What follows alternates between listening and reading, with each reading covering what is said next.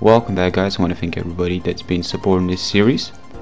Really want to thank you guys for staying active with me, and I want to particularly thank a couple of people that private messaged me not too long ago trying to get active with me on this game, especially people that were sharing the word out there to find myself some battlers, because it's really hard to find yourself players that play this game, especially 6 on 6. So I don't want to strictly be 3 on 3, because 3 on 3 is so limited.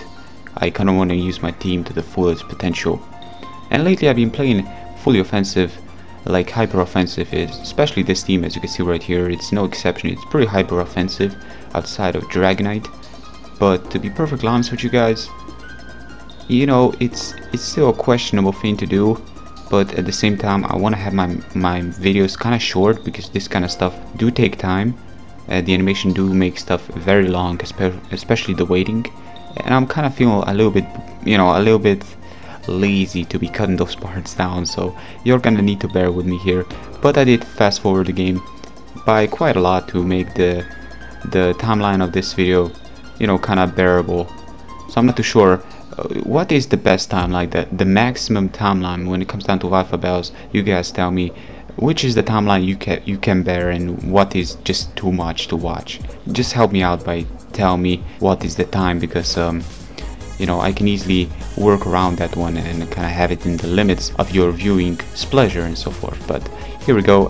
We have an Infernape. He's got a Bronzong as elite. I'm kind of thinking we're gonna exchange Stealth Rocks, because that's the reason I brought him in, and that may as well be the reason he brought him in as well. Now, as a lead Bronzong, he may just run the berry that weakens the fire move for one turn. Not to mention, he must have Levitate. There is no way.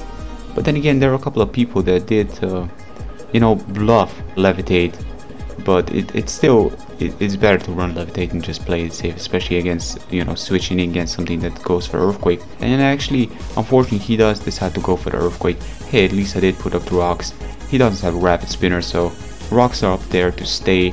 And now I'm in a bit of a pickle, because the thing is, I was kind of going for the Stealth Rocks, on top of it all predicting him to put up the rocks of his own, but he does have a Heatran, so that's the reason I didn't just straight away spam the Fire Blast.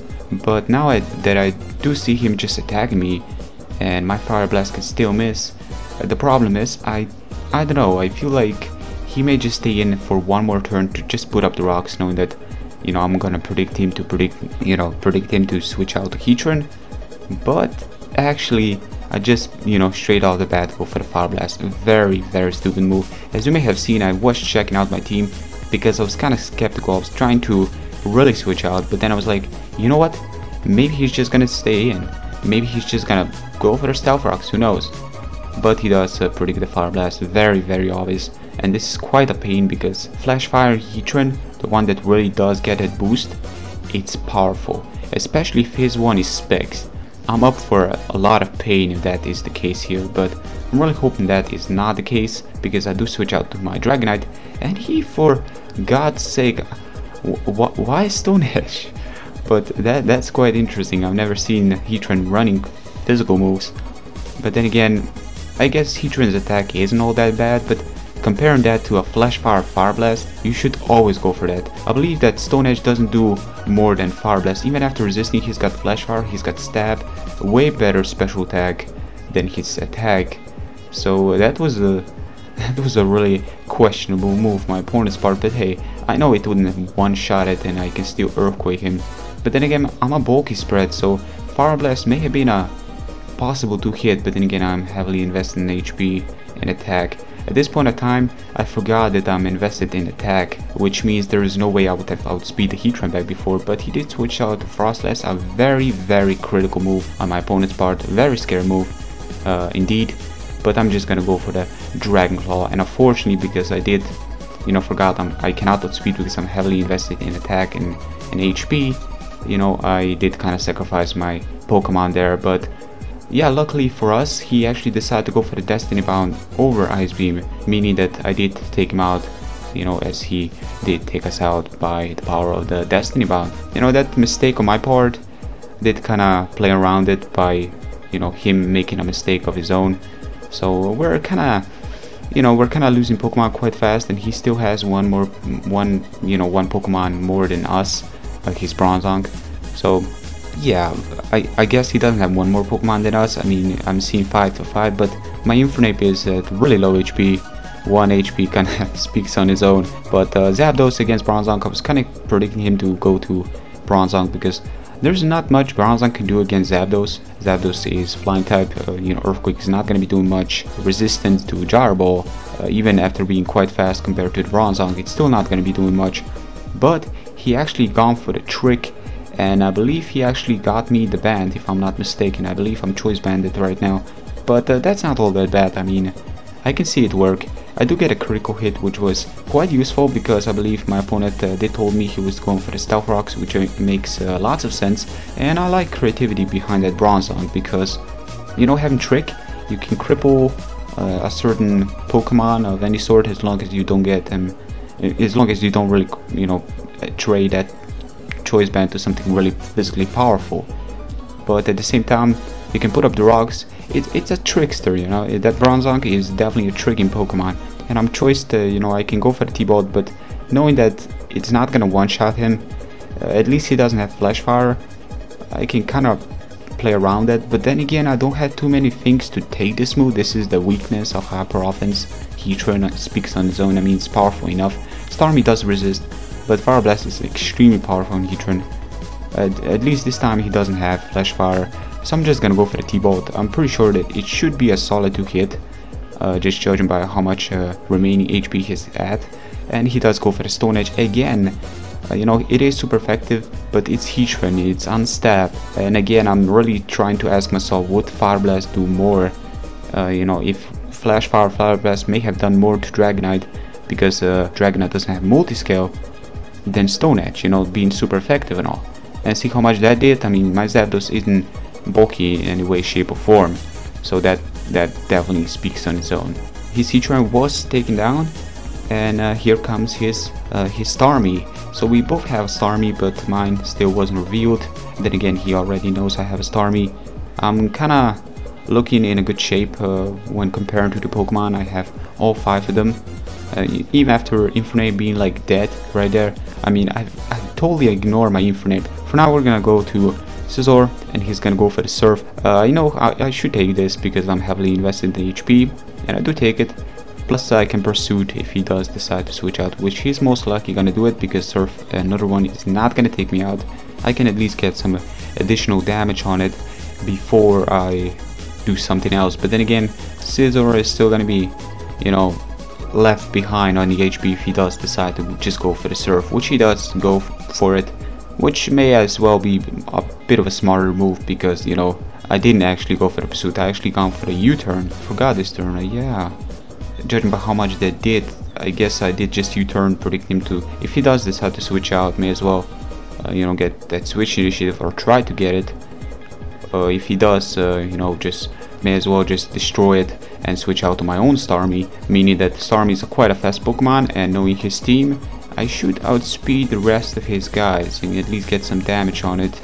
Then again, I may be mistaken. Yeah, he does have a Lucario. Lucario does have extreme speed, which is a problem because it all comes down to this: whoever starts setting up first. My team is actually, right now as it stands, quite frail. You know, Starmie isn't the bulkiest Pokemon out there, especially if he's running Crunch. I'm just gonna go for Surf, trying to get a 2-shot, but it doesn't look like a 2-shot, and he does go for the Crunch. Luckily, he didn't decide to go for the good old Sword Dance. But then again, even with the Sword Dance, I'm not too sure if he would have actually one-shot me because of the unstab. Not to mention that, you know, if he's Jolly, he would have definitely not one-shot me. And the Starmie does have heavily investment in HP, which is kind of weird, but it's a Rapid Spinner, so it kind of makes sense. It's a more of a defensive poke compared to the other offensive Starmies. He's gonna finish me off with extreme speed. At least he doesn't have any, you know, Sword Dance under his belt, so I can easily kind of force him out or start setting up on it. Kind of depends, but I'm kind of thinking, okay, Scizor, at the amount of HP I'm at, extreme speed should never one-shot me, never. So I'm thinking, okay, should we Bullet Punch this turn, because Bullet Punch should be more than plenty to take him out. But then checking out my team, Lucario, Zapdos, yeah, I totally forgot about the Infernape there. I mean, it looks like it's dead, for God's sake. He's just gonna go for the close combat, and why didn't I guess I was predicting him to switch out to Gyarados because he does have a Gyarados, and I was kind of fearing the possibility of him starting to set up with Dragonite against me. That's something I cannot afford to take, so that's the reason I decided to U-turn there against the Gyarados, you know, getting some damage, and then switch out to Zapdos, and force him out, you know, because after that it would have been a good game. But right now stuff aren't looking too good. I lost a Scizor, I lost a Starmie, both of them very potent Pokemon in this team, and I'm gonna need to resort to some of the Life Orb damage. So I'm gonna switch out to Lucario. If he would have close combat here, that would have been bad news for me. Not kidding. He didn't go for the close combat that turn against the Zapdos. He was just trying to do as much damage as he possibly can against the Zapdos. And the amount of HP, how much HP does Zapdos have? Well, he did just go for the extreme speed. I guess he was thinking, I'm a Jolly Nature, I believe. Maybe he's adamant, who knows? Maybe he didn't want to play with the speed tie, and that's the reason he didn't go for the close combat. But I just decided to go for the Sword Dance. You know, another Life Orb is going to be taking him out anyways. In exchange for my Lucario, I can easily do that because I do have a Zapdos against his Gyarados. But in this case, Lucario will do. Because of the Sword Dance, I know Extreme Speed should two-shot him, and now I don't need to fear any possibility of Dragon Dance because he doesn't have the chance.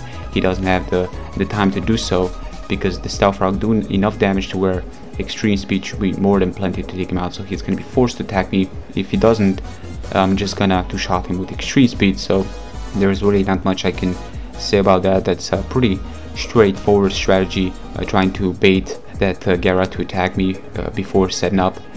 Main reason why Sword Dance. Plus, if he would have attacked my Lucario, like I said, Lucario would have been taken down by his own Life Orb, and I would have switched out to Zapdos. Zapdos does normally outspeed Gyarados, so that would have been my game. But right now as it stands, you know, I'm just gonna go for the extreme speed, and it does enough damage to where I'm starting to think that it's a more of a offensive Gyarados, and he's gonna go for the Earthquake.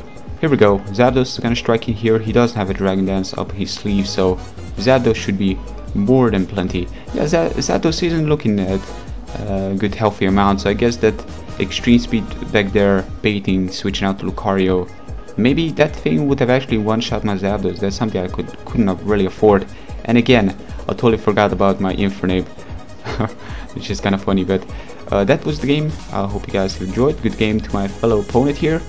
And that will be all for today. So if you enjoyed, help me out, you know, expand this series of mine. And yeah, that's it. Take care. Peace.